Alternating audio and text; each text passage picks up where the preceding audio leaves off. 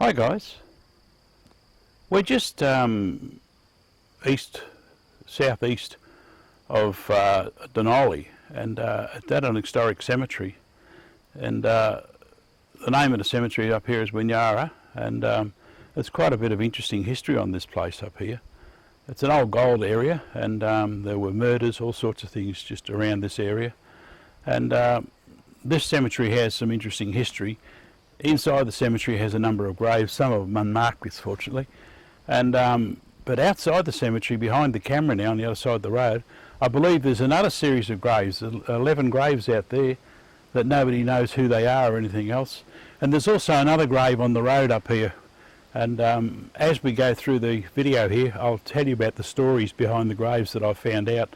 And it's quite fascinating. So in the main cemetery, we get all the good Christians being buried, don't we? Okay guys, we'll see how spooky this place is.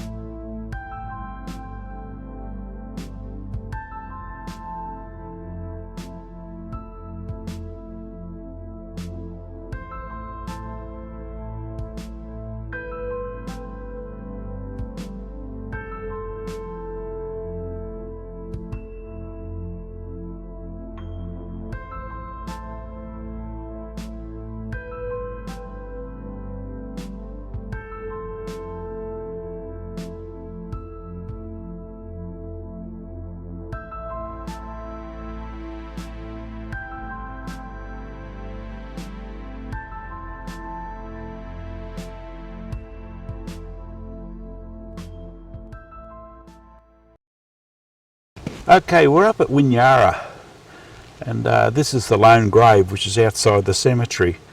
As you've already seen on the video, that the cemetery is a beautiful old cemetery to look around, and across the road there's an old burial area which is 11 bodies in, and this is the grave that's off on its own away from the cemetery.